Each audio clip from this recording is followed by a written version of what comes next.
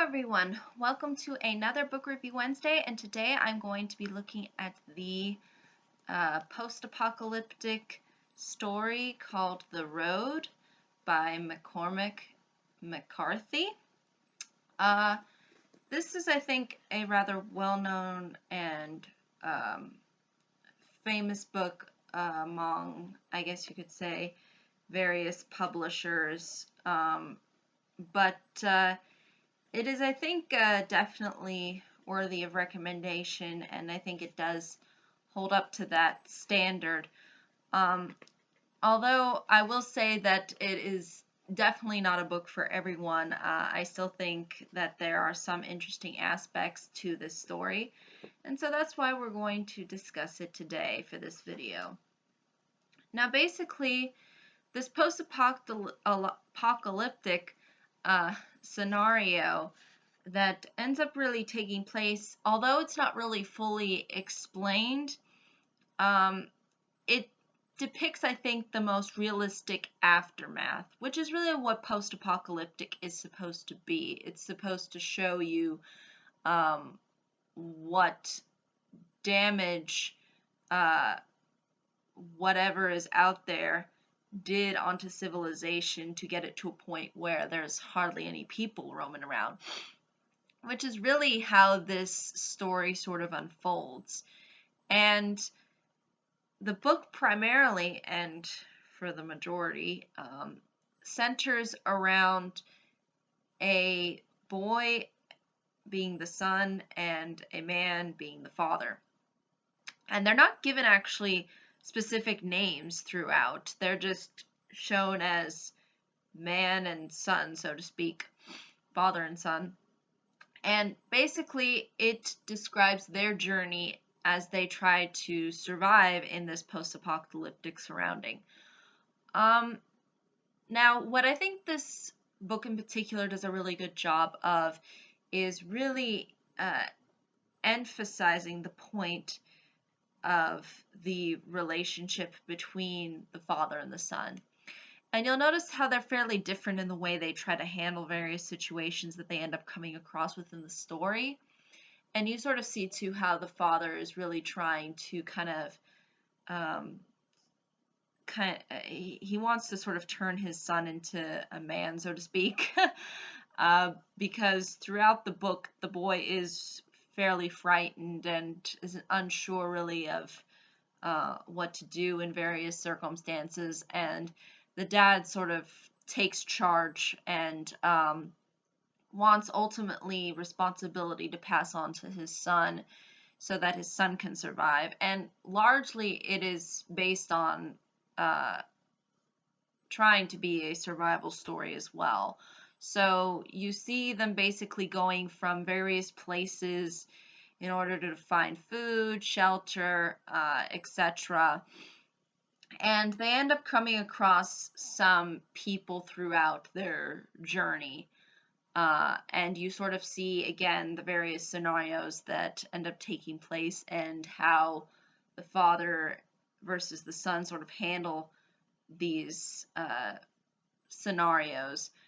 And that's really the book in a nutshell. It is fairly stripped down. It doesn't try to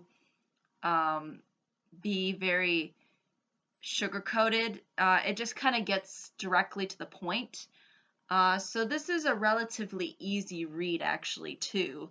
So if you're one of those people who does not like to be thoroughly absorbed into the Old English or be given various different adjectives that you've never heard of, this book is for you because it's very simple. It's not too complicated. And I think the way in which the story kind of describes the whole scene in which the father and the son are sort of placed in or walking in really works to the story's advantage. And it does really feel like you are taken on a journey of something like The Walking Dead. It does feel a lot like that. there is this sense of helplessness, of trying to not really care so much about other people and so much more about your own survival. It really has that very survivalistic mentality that I would definitely say exists within The Walking Dead, except without the zombies. There's no zombies involved in here. I'm sorry to all you zombie lovers out there, but unfortunately you won't find it in this story. So that's the interesting thing, though, too, because unlike it being a zombie apocalypse, which is sort of something out of fantasy, this one I think really strips it down to what would be relatively realistic if it ever came to a point when civilization would somehow collapse on itself. This is, I think, a perfect representation of what would happen. Nothing like what the Hunger Games tries to throw at you. I mean, this is really something that feels real. It doesn't feel like it's, you know, trying to make you buy into the idea of it, because it's largely stripped down. It doesn't try to, create some kind of over the top kind of I guess you could say setting um, that's involved here. It's just very run down. Everything's falling apart, so to speak, and there's these two people, the main characters, that are really involved in sort of exploring the whole area and the various people that they end up coming across. Although I would say that is thoroughly limited. And the thing that I think you also have to understand about this story is that there's no particular conflict. Like, there's no excuse me. There's no I want to say there is no point into which where you see a bad guys versus good guys kind of clash, because largely it's just more about the journey rather than the destination, I think, really, if you look at this story, because largely it really depicts how people would really live their lives, because there wouldn't really be a destination, because there's really nowhere to go. You just go from kind of one spot to the next, wherever wherever there's food, you sort of go there to find it. And you just sort of just backpack and just travel throughout wherever.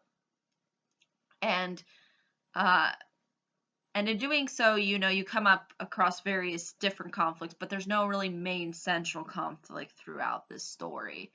So I think that's also something that's very important to note. It's not like that there's this big evil group of people. Although they are mentioned within the story, they're not really necessarily put as the main bad guys, because largely the story more involves the father and the son sort of trying to survive and stay away from those kinds of people, and not trying to get into the kind of confrontation. So I think that's really something that's very important to note. So don't go into this book expecting that there's going to be some huge, gigantic climax involving um, uh, these two trying to duke it out with some people who want to maybe steal their stuff or something. Don't expect any of that.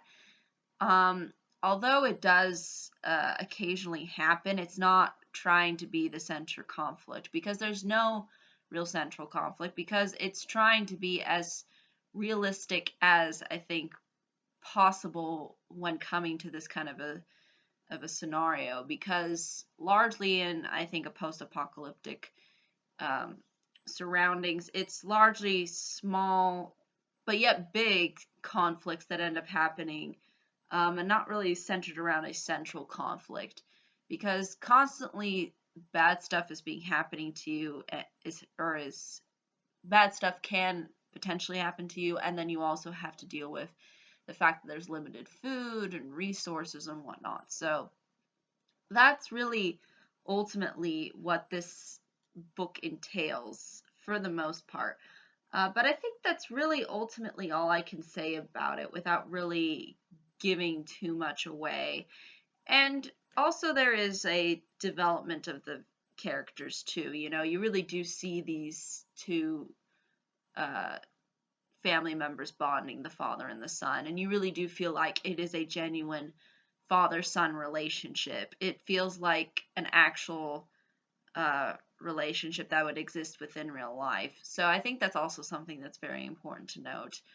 Um, and although there's a references of God and whatnot, it's not really, I think, intended to be as religious. But I think when they're in such dire circumstances, I think it only makes sense to call out to a higher being, so to speak, which they do throughout. But I don't think there's really any religious um, symbolism all much to the whole story.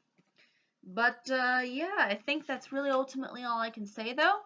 However, if there are any questions, comments, concerns, I'd be more than happy to answer them. Thank you so much for watching. Hope you all have a pleasant day, week, month, and year, and I hope to see you all in the next video. Take care. Bye-bye.